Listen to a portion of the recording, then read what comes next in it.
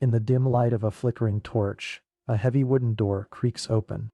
Stone walls, cold and sweating with age, rise around a bed carved from dark oak. A throne of a different kind.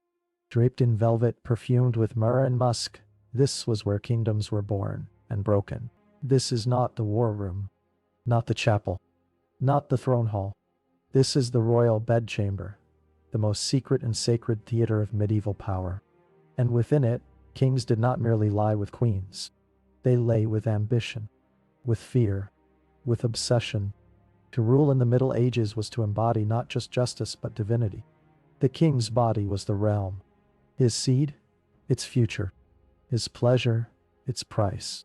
Yet history has long looked away from this bed. It has armored its gaze with battles, laws, and lineage. But beneath it all, beneath banners and oaths, was desire. Not love, not tenderness, but hunger, possession, control. In medieval Europe, the monarch's sex life was not private. It was a matter of state. Marriages were forged before the bride could speak for herself. Consummation ceremonies were witnessed by courtiers and clergy. Blood on linen was paraded like holy relics. And behind those official acts, there were shadows. Shadows of mistresses veiled behind walls of stone. Of kings who took pleasure in cruelty. Of clerics who condemned sin by day and enabled it by night. The church preached abstinence. But kings did not kneel in chastity. They knelt only to power. This video is not about scandal. It is about power as it is truly lived, behind closed doors, beneath sheets that reeked of incense and sweat. It is about the wound beneath the crown, the psychological cost of ruling when your body, your blood, your pleasure, and your failure all belong to the state. Because when a king broke his vows, it was not just adultery. It was policy. When he desired a child bride, it was not just lust.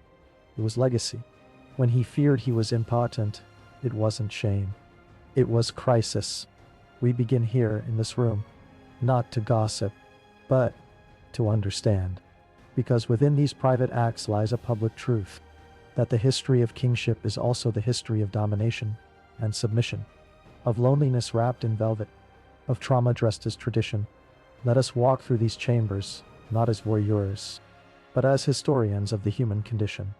We will see a 13-year-old girl trembling beside a king old enough to be her grandfather, a royal mistress wielding more power than a chancellor, a monarch who turned cruelty into foreplay, and a dying king weeping not for sin, but for the end of his bloodline. This is not fiction. This is history. Welcome to the hidden war beneath the crown, where the battlefield was the bed, and the victor often lost his soul. In the court of medieval power, innocence was currency, but not innocence in virtue, rather in untouched flesh. Virginity, especially that of a young bride, became a symbol more valuable than armies, more sacred than relics. For kings, marrying a virgin wasn't just tradition. It was proof of dominance, divine favor, and dynastic control. The girl queens of medieval Europe were often no more than children, betrothed at 11, 12, sometimes younger.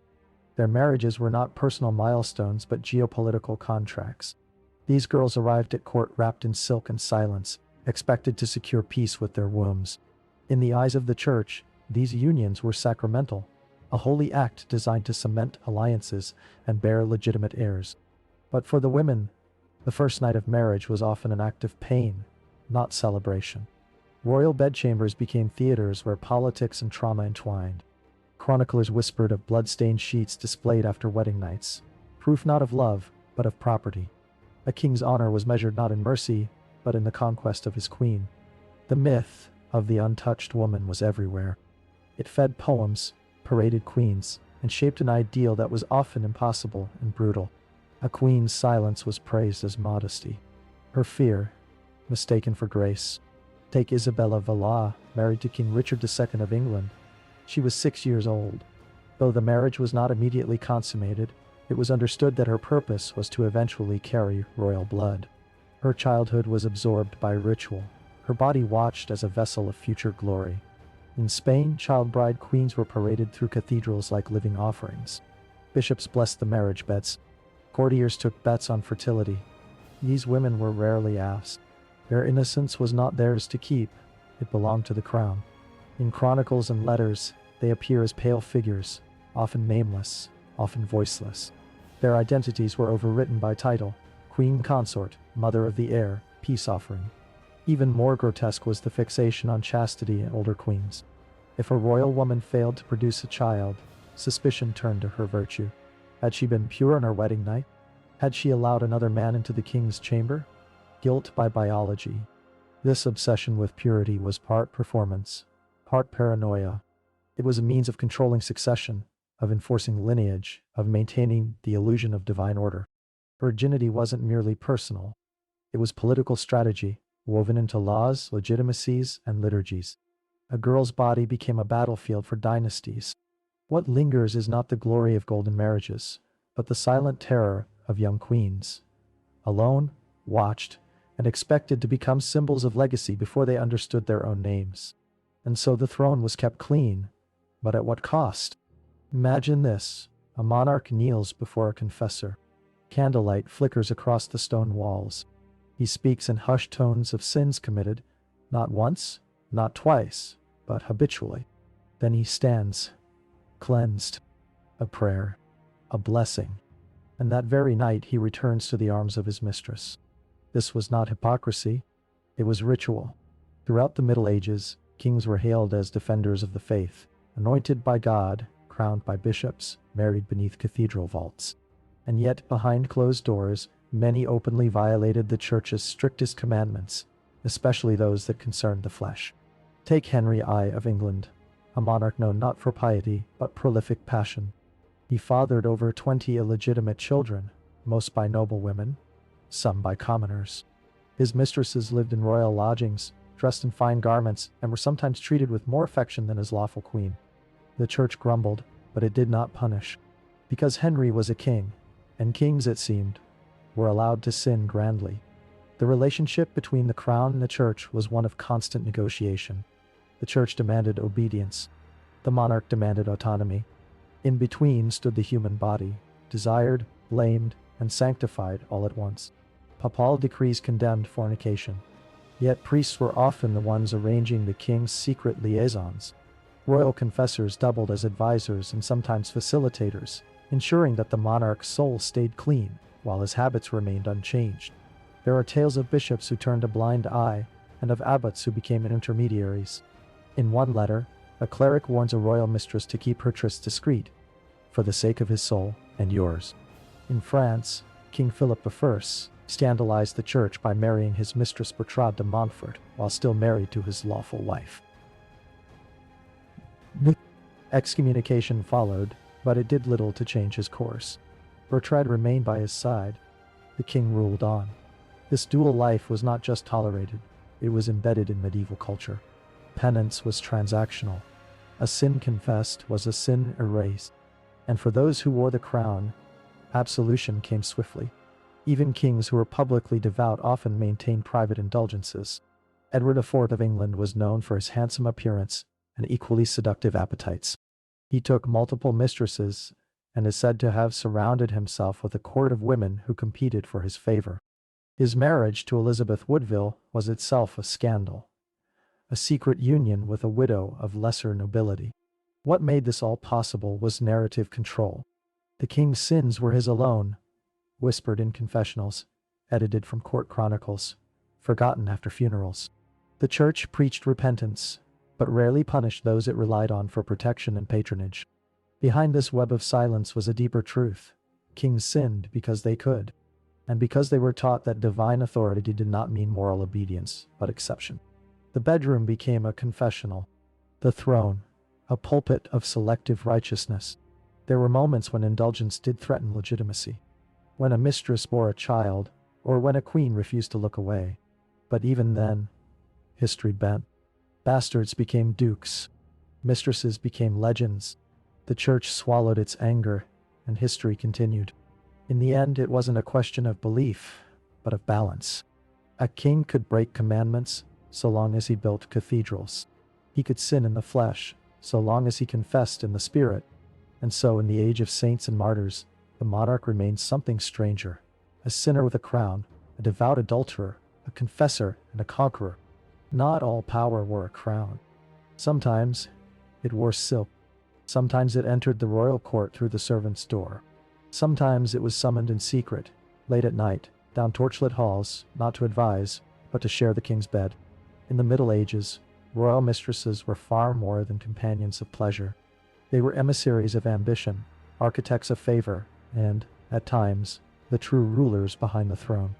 The official queen might sit beside the king at a banquet, but it was the mistress who whispered in his ear when candles dimmed, and many of those whispers shaped policy, alliances, and even wars. One of the first women to hold the title, Maîtresse en titre, official mistress, was Agnès Sorel, beloved of Charles II of France. She was not only strikingly beautiful, but intelligent, calculating, and politically engaged. Agnès was gifted jewels, estates, and private chambers near the king's. She attended meetings, she shaped decisions, and she broke the mold of silent female servitude. Clerics were scandalized. Chroniclers called her the serpent at the king's breast, but Charles defended her fiercely, even commissioning a posthumous statue of Agnès, her robe parted to reveal one bare breast. It wasn't just lust, it was legitimacy. Elsewhere, mistresses became symbols of danger, or romantic tragedy. Rosamund Clifford, the Fair Rosamund, was kept by King Henry II of England in a garden labyrinth, hidden from Queen Eleanor of Aquitaine. Legend says the queen found her, forced her to drink poison, and reasserted her role as queen. The tale is likely myth, but the myth endures, a reflection of how threatening female lovers could be to dynastic security. Not all mistresses remained hidden. Some held more influence than any nobleman. Diane de Poitiers, decades older than her lover King Henry II of France, was more than a companion. She was his confidante, his muse, his political compass. She dictated court fashion, oversaw architectural commissions, and even signed royal edicts. Her emblem, intertwined crescents, appeared on coins. Her authority eclipsed the queen's. Power, in the medieval world, could travel through touch. The king's desire created access, and that access was everything.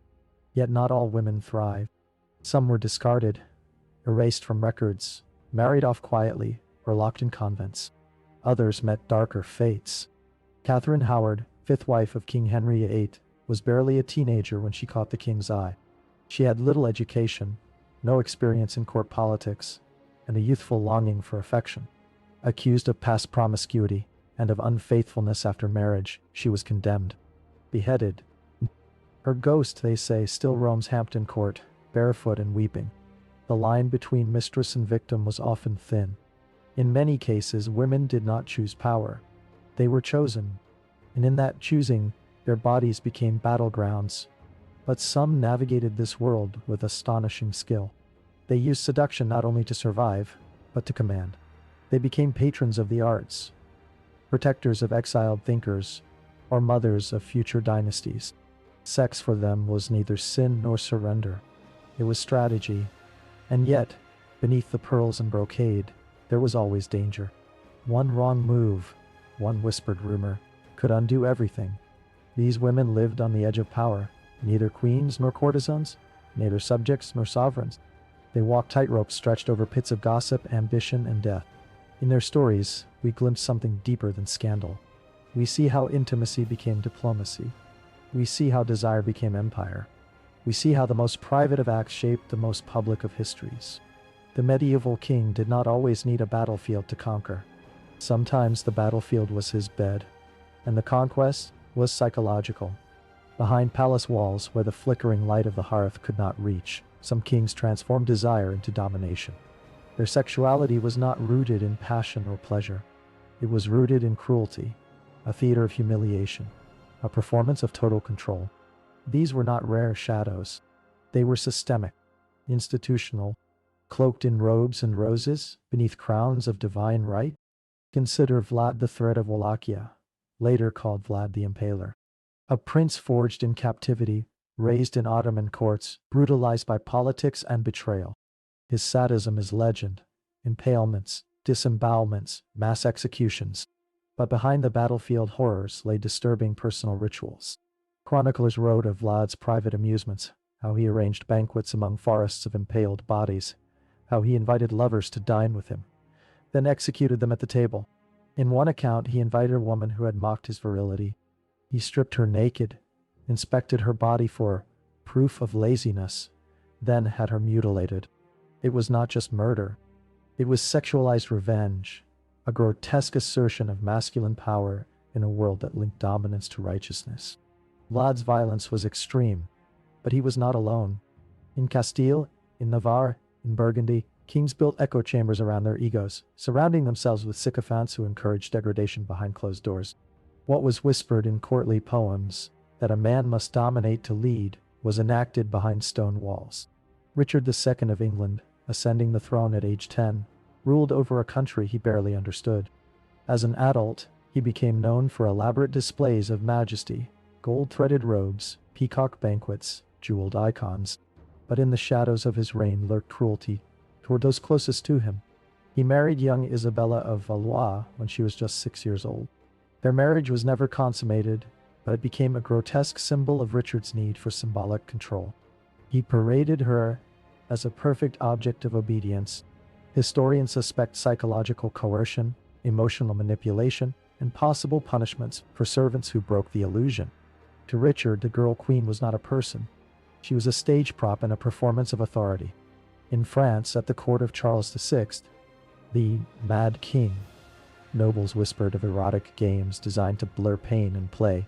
Royal masquerades turned violent. One infamous event, the Bal des Ardennes, ended in tragedy when dancers in flammable costumes were set alight. What began as a celebration of court sensuality became a death sentence, a metaphor for power out of control.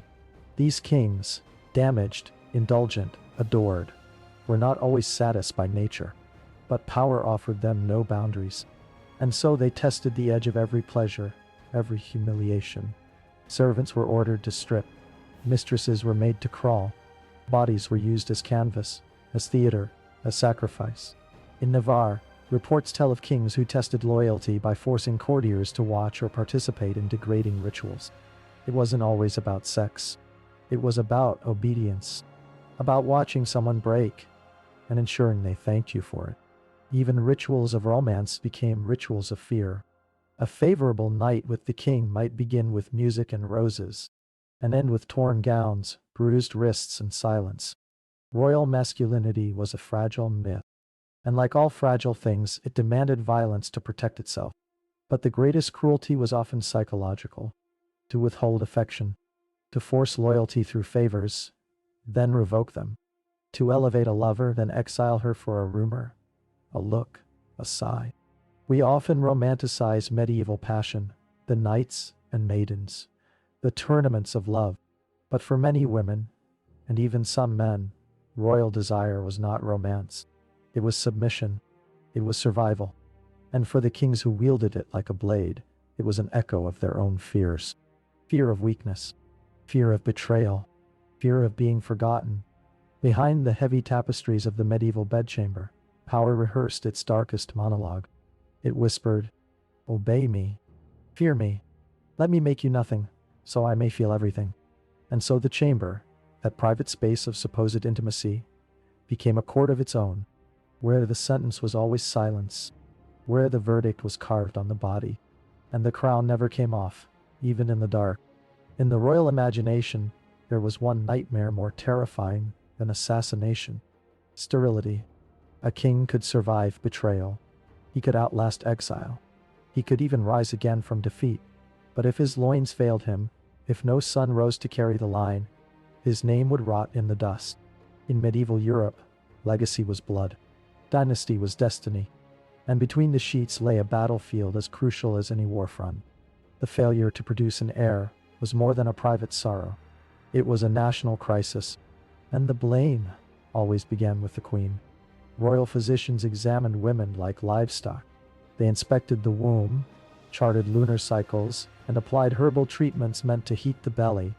Infertility was almost always assumed to be her fault: a cursed womb, a cold temperament, or worse, divine punishment. But what they couldn't see, they couldn't measure: the king's own impotence, a word never spoken publicly, a truth buried beneath layers of excuses, myth, and ceremony. In England, Henry VIII blamed his first wife, Catherine of Aragon, for failing to produce a son.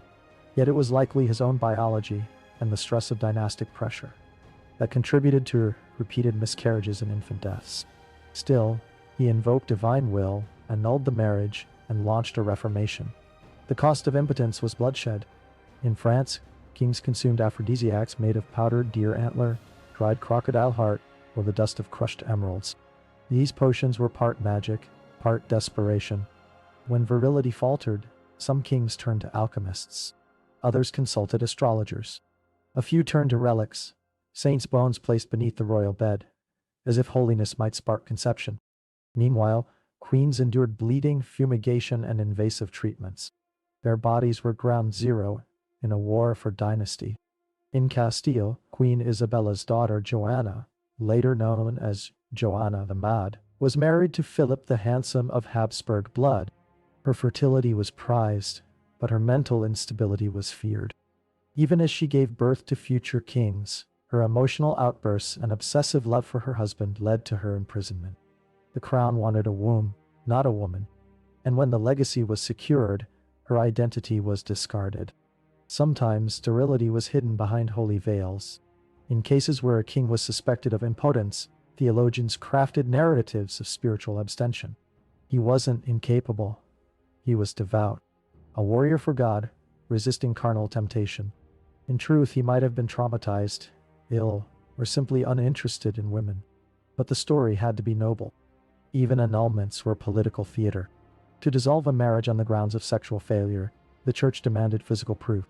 There were grotesque rituals, examinations of genitalia before a council, bizarre tests with other women to determine function. Humiliation, institutionalized. In some cases, royal families arranged for mistresses to bear sons in secret, a quiet admission of failure. The legitimate heir might be adopted or legitimized later, the real origin buried in shadows. Legacy was everything, and yet it was the one thing a king could not command with certainty. He could raise armies, slaughter rebels, and build cathedrals that pierced the clouds. But he could not force nature. He could not will life into being. And so he turned inward, to obsession, counting the queen's bleeding cycles like omens, charting the stars before every attempt at union, punishing himself with prayer, or punishing others in frustration. In a world where masculinity was mythologized, impotence was not a flaw, it was heresy. And like all heresies, it demanded a scapegoat. Royal beds became laboratories of anxiety. The queen's body was expected to perform miracles, not once, but again and again, until a healthy male emerged. If she failed, she was banished, divorced, or worse. And the king? He remained divine, even if his own body whispered the truth at night. This anxiety infected kingdoms. It led to wars of succession, assassinations, uprisings. It cracked alliances, reshaped borders, and birthed legends, all because one royal coupling failed to bear fruit. In the end, no power was more fragile than the power to create, and no failure more feared than the failure to beget. For a king could rule the known world, but if no son bore his eyes, no voice echoed his name, then what was it all for? Legacy, for the medieval monarch, was not built in scrolls or stone. It was carved in flesh, and when the body betrayed him, so did history. We end where all kings must, not in the throne room, but beneath it, where no tapestries hang, where no courtiers whisper. Beneath stone slabs and forgotten heraldry lie the bones of men who once ruled with absolute power, and among those bones, there are no crowns, only dust. For all of the passion, all the cruelty, all the divine rites and sacred rituals, the royal body is no different from yours or mine. It decays, it forgets, it is forgotten. But memory can rot differently, sometimes preserved in myth, sometimes poisoned in shame. The sex lives of medieval kings were more than personal. They were political, ceremonial, mythological. Their beds were confessionals, their bedrooms, arenas of dominance. Their pleasure, often someone else's suffering. What happens when the body of a king is no longer his own? When it belongs to a church, to a kingdom, to a dynasty, to an idea, medieval monarchs were not merely men. They were constructs, stitched together with sacred texts, coronation rites, and political necessity. And sex, in such a system, was never just sex. It was proof of potency, proof of legacy, proof of divine favor. But where proof was needed, fear followed. Some feared impotence. Others feared female sexuality. Still others feared their own cravings. Cravings that bent the commandments they were sworn to uphold. And so repression bred obsession. Obsession bred cruelty. And cruelty cloaked itself in robes of velvet and ermine. The public never truly saw the king. Only his portraits, his parades, his heirs. But the chamber, that sacred, shuttered place, it held the truth. In those rooms, we find the contradictions that built a continent. The kings who punished sodomy while whispering into boys' ears. The rulers who defended the sanctity of marriage while locking mistresses in towers. The crowned saints who demanded virgin brides and wept when they failed to bleed. We find alliances forged in orgasms, wars triggered by wombs, and nations held hostage by a single man-seed. Was it always cruel? No, did you really? Some kings loved. Some queens ruled. There were moments of grace, stolen kisses, letters filled with tenderness, gentle nights that defied the brutality of the age. But such softness rarely survived history. What we remember, what echoes in the ruins of castles and in the yellowed pages of ledgers, is the hunger for control, the hunger for legacy, the hunger that no crown could satisfy. The throne was a stage, but the bed was real, and it was there, in the shadows, that the truest face of monarchy emerged, not gilded, not crowned, not divine, but mortal, fragile, and haunted. Haunted by desire, haunted by expectation, haunted by the knowledge that no matter how many lands he conquered, no matter how many lovers he silenced, the king would die. And when he did, all that remained was rumor, a cracked ring, a blood-stained sheet, a name carved into history, not always with honor.